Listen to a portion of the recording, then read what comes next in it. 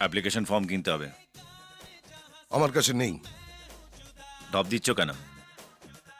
ঠিক আছে, দেবো না। কেন? আমার টাকা, আমার ইচ্ছে। একটা জিনিস দেখছিলাম না, আমার টিভি। ধুস! এ বাড়িতে কোনো মানুষ থাকতে পারে নাকি? মানুষ?